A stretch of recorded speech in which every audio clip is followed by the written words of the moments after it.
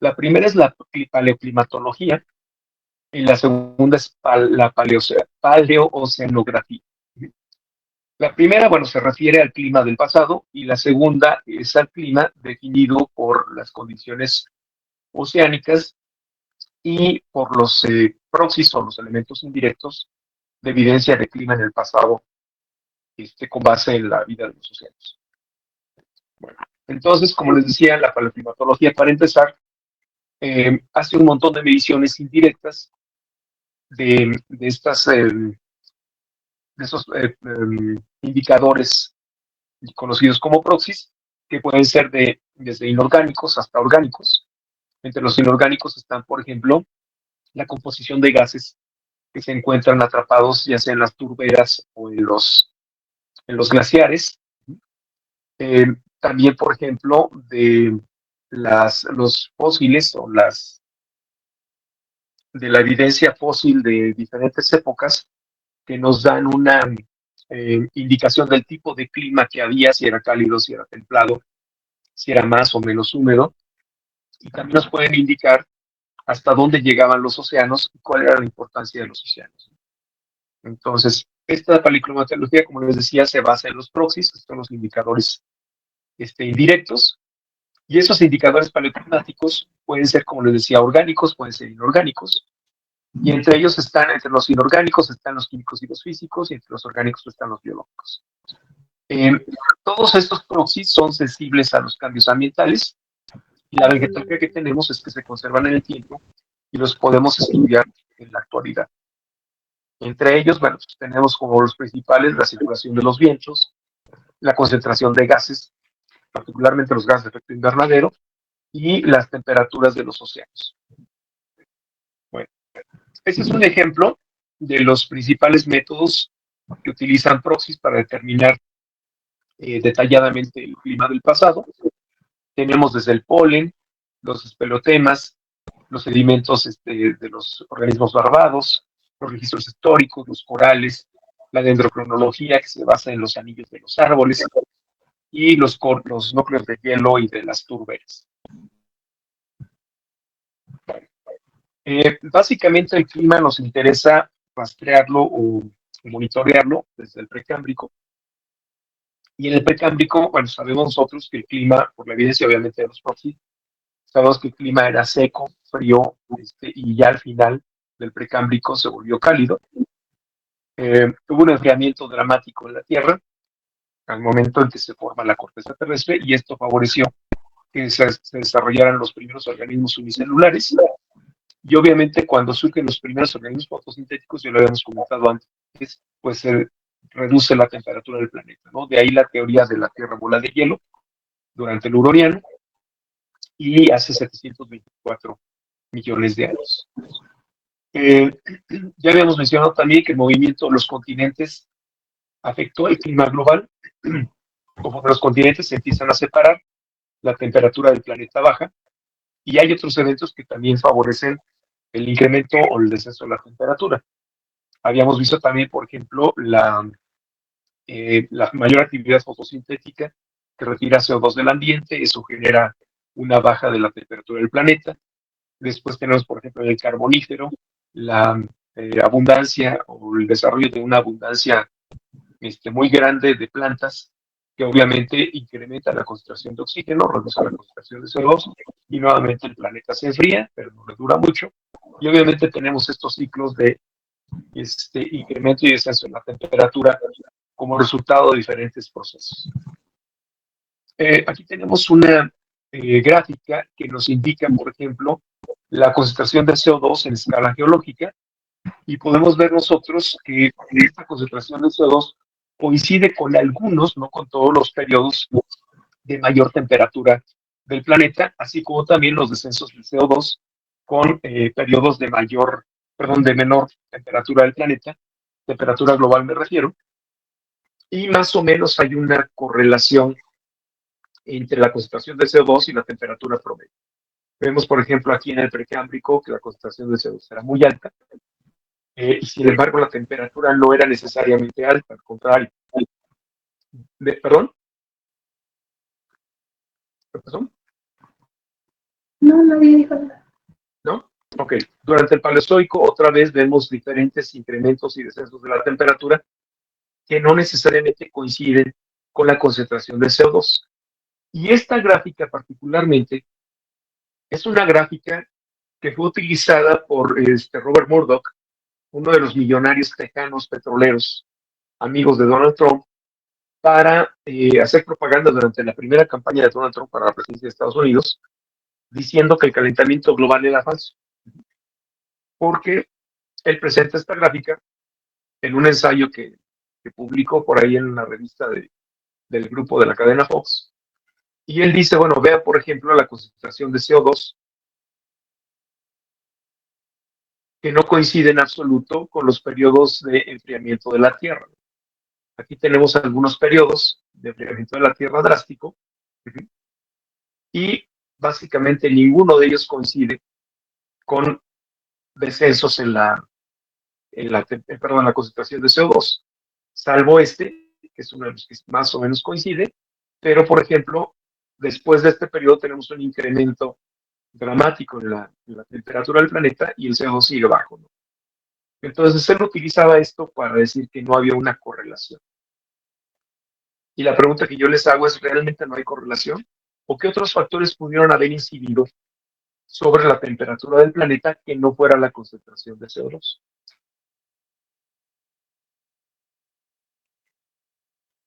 ¿O le hacemos caso a Robert Murdoch?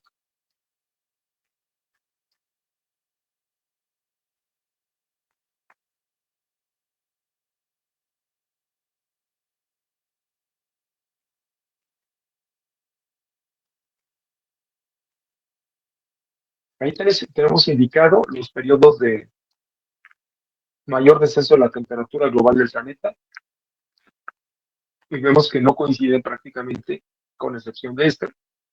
Los demás no coinciden con las concentraciones de CO2.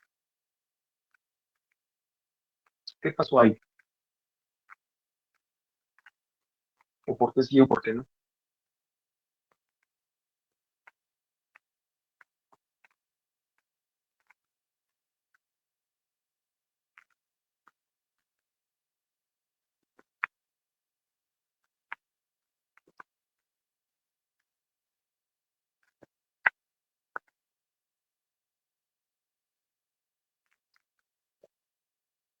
¿Nadie?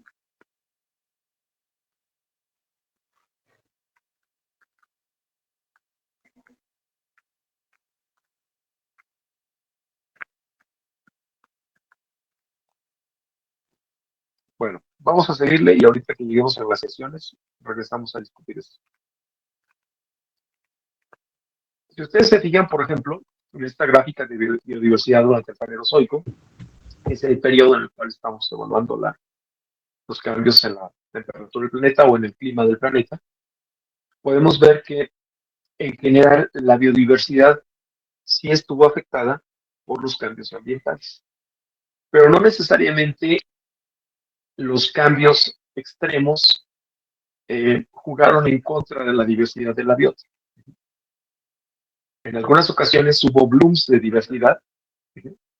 ¿Se acuerdan, por ejemplo,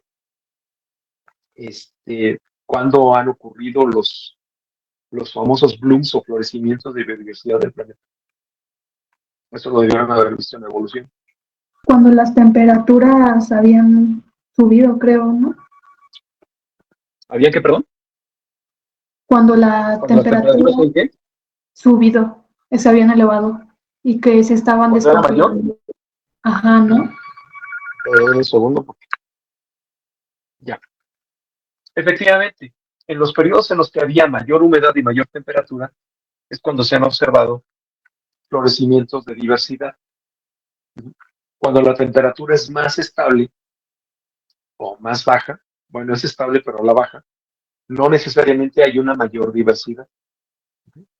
¿Y esto por qué sería? ¿Por qué las temperaturas altas o en general altas favorecen la biodiversidad? Creo que es como porque hay una temperatura más o menos cierto rango de temperatura en la que los organismos pueden desarrollarse con mayor facilidad, ¿no? Supongo que es por eso, que Sí, hay un justamente rango de la temperatura que temperatura es favorece la como diversidad biológica, más pero y ¿por más qué, ¿por qué las temperaturas cálidas, y hablando más específicamente, favorecen la diversidad de la biota?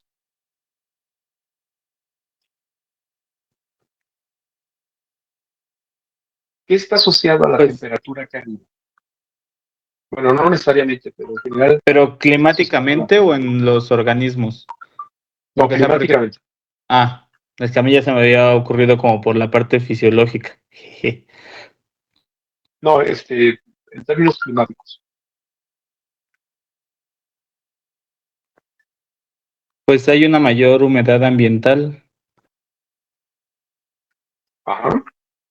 O sea, si el incremento en la temperatura va Y, asociado a humedad ambienal, hay un pues mayor también va desarrollo de asociado biológicos. a las precipitaciones y a la dispersión de el agua. ¿Ok? Hay una mejor distribución del agua. ¿Y qué organismos se ven favorecidos directamente por ambientes cálidos y húmedos? las plantas. Plantas. Ajá. Y las plantas en principio son el sustento para un montón de organismos. Sí. ¿Sí? Y entonces es una de las razones por las cuales básicamente los periodos cálidos del planeta han favorecido la biodiversidad. Y no me han contestado en qué periodo es donde hemos tenido los grandes blooms o florecimientos de vida del planeta. Pero bueno, eso es básicamente lo que está marcado aquí.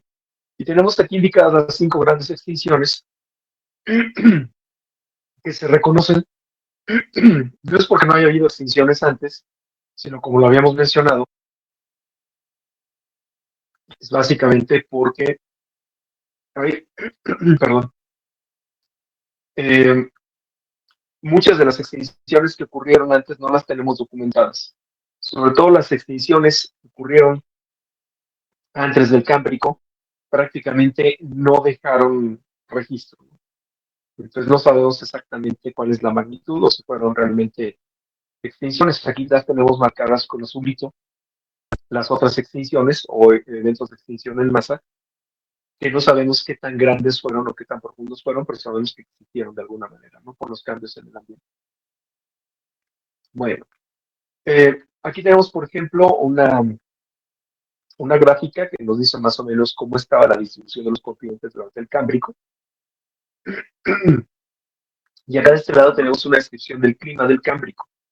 El clima era en general templado, con sol.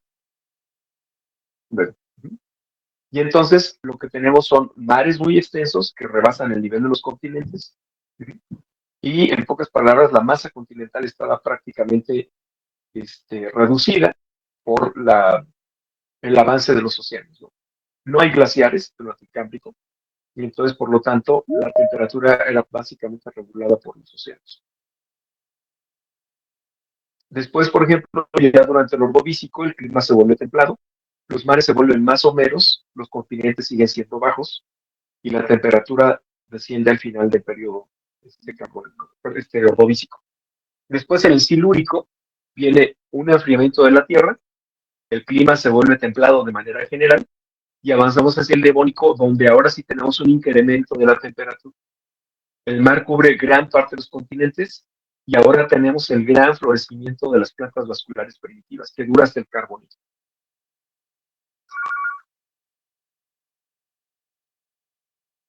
El periodo Carbonífero, perdón, pasamos del Devónico al Carbonífero, y en este periodo Carbonífero, obviamente las plantas siguen dominando, la temperatura del planeta es cálida y se produce una gran cantidad de oxígeno. A partir del Carbonífero pasamos ahora a un periodo de frío, el Pérmico, que lleva una... ¿Qué pasa entre el Pérmico? Entre el Pérmico y el Triásico. O sea, pasamos de un periodo cálido, muy cálido en el Devónico, cálido en el Carbonífero, con muchas plantas, a un periodo frío durante el Pérmico. ¿Y qué ocurre entre el Pérmico y el Triásico? ¿Una extinción? Una extinción en el clima. durante el Carbonífero, ahí está, durante el Pérmico-Triásico, hay una extinción masiva, y si ustedes se fijan, esto explicaría la reducción en el clima la temperatura del planeta. ¿Sí ven la gráfica? Ahí está. Pasó para Jurásico y llegamos al Triásico. Vean la disposición de los continentes. Aquí se ve mejor en la parte de abajo. O sea, en el Jurásico todavía los continentes estaban pegados. ¿Y qué pasa cuando llegamos al Triásico? La primera parte del Triásico es frío y húmedo.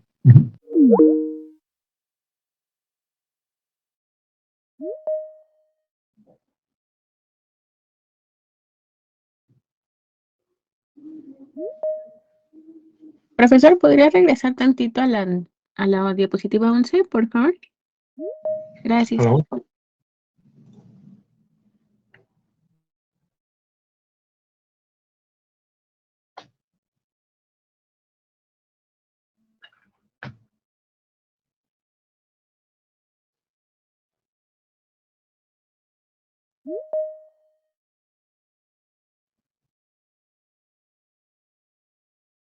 ¿Listo?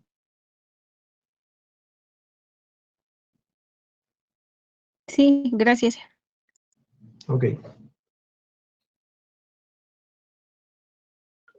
Bueno, entonces, como les decía, estábamos en el Devónico muy cálido, el Carbonífero cálido. Tanto el Devónico como el Carbonífero tenemos un florecimiento de todas las plantas. Hay una gran diversidad vegetal. Hay grandes extensiones de bosques y selvas. Y pasamos drásticamente al Pérmico, donde se vuelve más frío.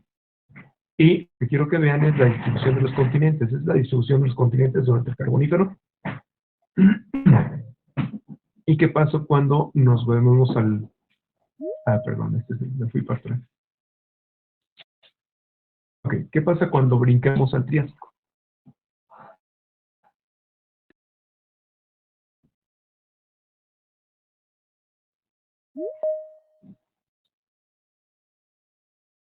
Vean la imagen de los mapas. Carbonífero, Triásico. Pues se vuelve a unir la masa de tierra, Se vuelve a unir. según yo sí. Bueno, Tenemos Carbonífero, Triásico. Y efectivamente sube. ¿Y qué implica? Bueno,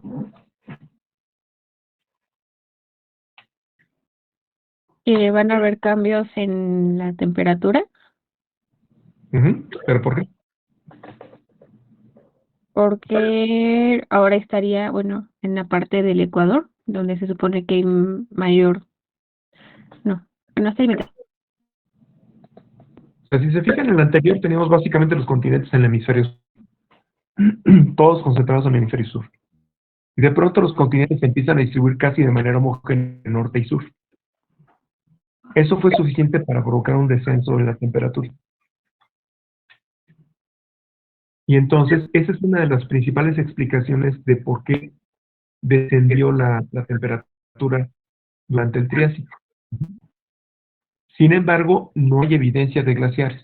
O sea, la temperatura descendió, pero no lo suficiente para formar glaciares.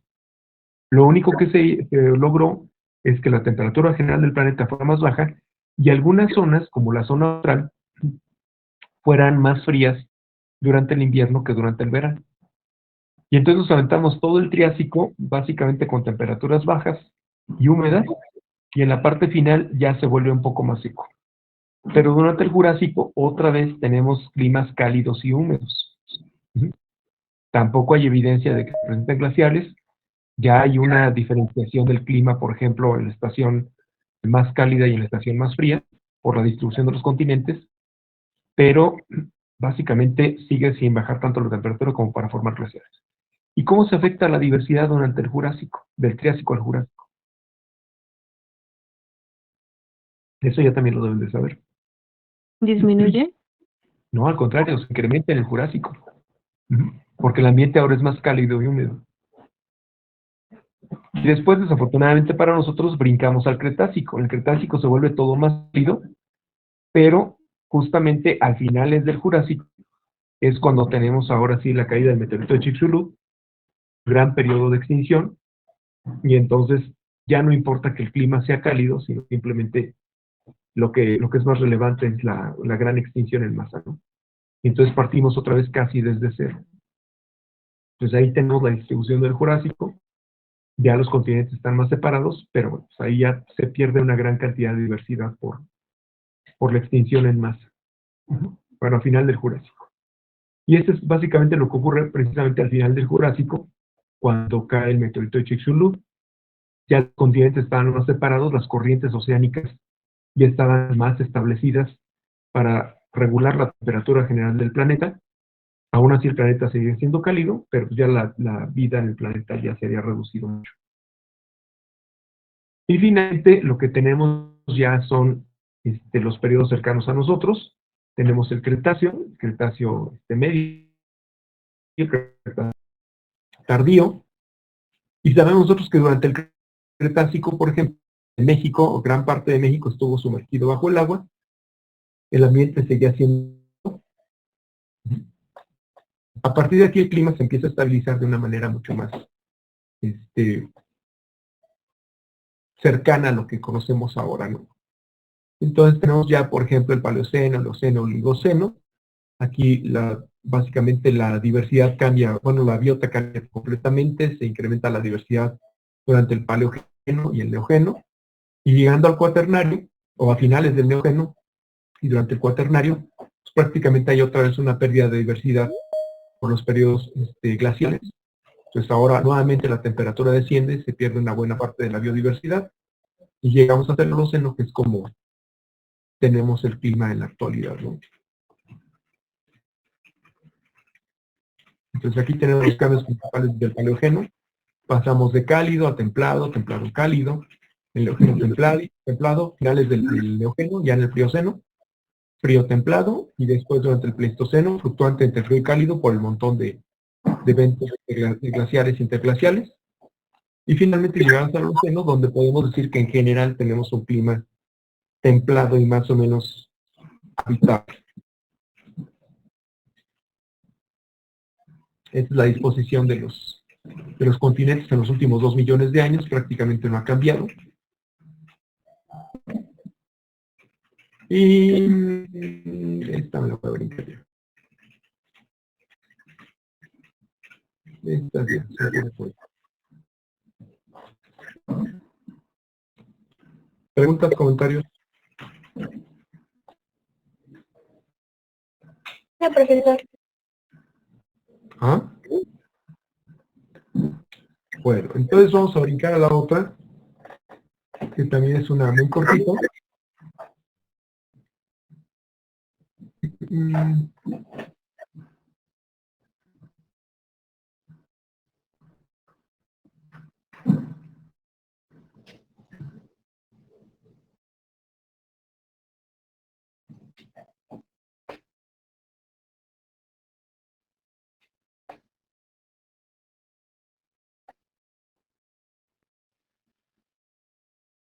Bueno, esta es sobre circulación de los océanos. Esta es una imagen tomada de un estudio que hizo el NOAA, hace ya como 10 años, en el cual utilizaron varios satélites. Esa es la imagen complementaria de varios satélites y de las boyas que tiene, las boyas oceánicas que tiene el NOAA distribuidas en casi todos los océanos, y lograron rastrear las corrientes oceánicas, las corrientes termalinas. Déjenme ver si les puedo poner el video, porque el video está muy interesante. Y otra de las cosas que me parece muy interesante es que se parece a una pintura de Van Gogh, la de Starry Night, Déjenme ver si lo tengo por aquí. Por ahí dicen que Van Gogh tenía su percepción alterada y podía ver las corrientes de aire. No sé si sea cierto, pero bueno, ese estudio de la NASA se parece mucho. Déjame ver cómo se acuerda, se llama.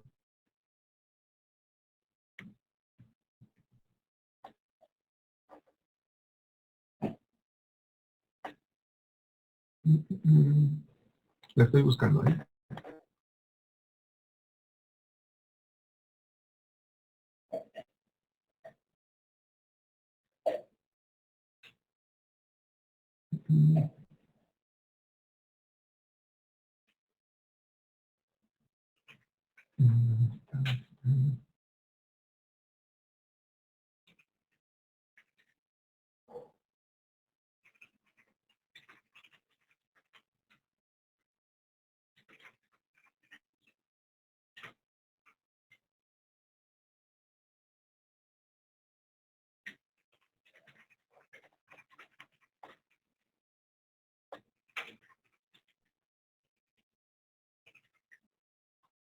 Aquí está. Ya océanos perpetuos.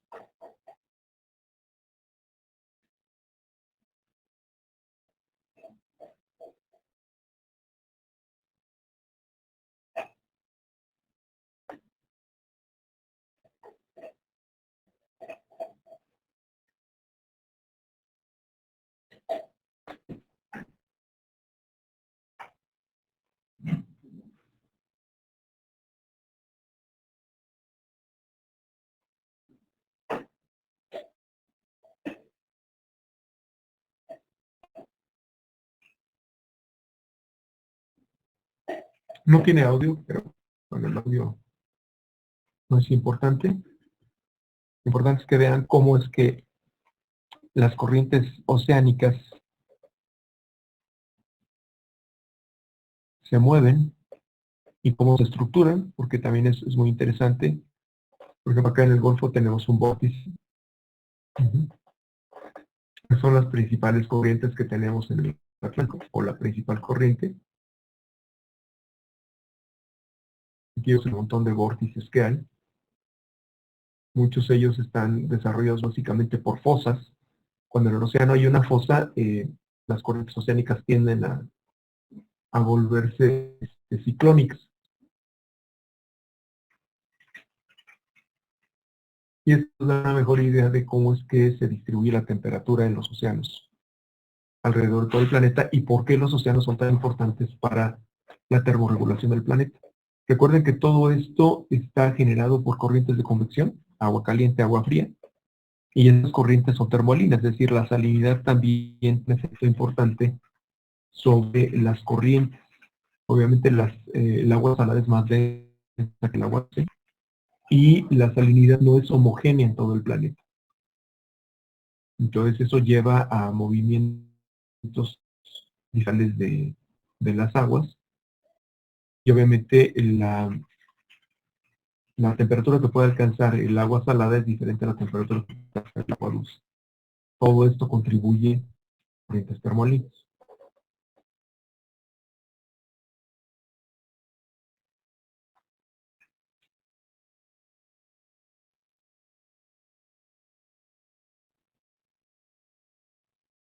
Ya el resto del video es básicamente lo mismo.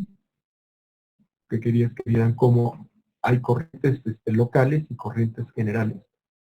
Nos identificaron aquí a todo alrededor de la Antártida hay una corriente. Es una corriente de agua fría que le da vuelta a la Antártida.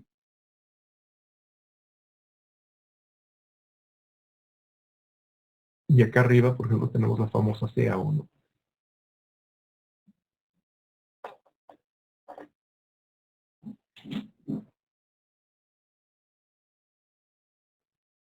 Esta corriente la deben ustedes asociar el fenómeno del Niño.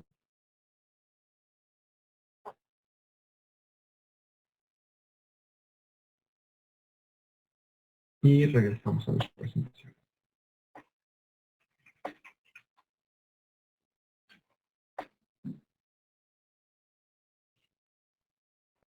Bien, entonces como ustedes ya pueden adivinar, la circulación de los océanos es muy importante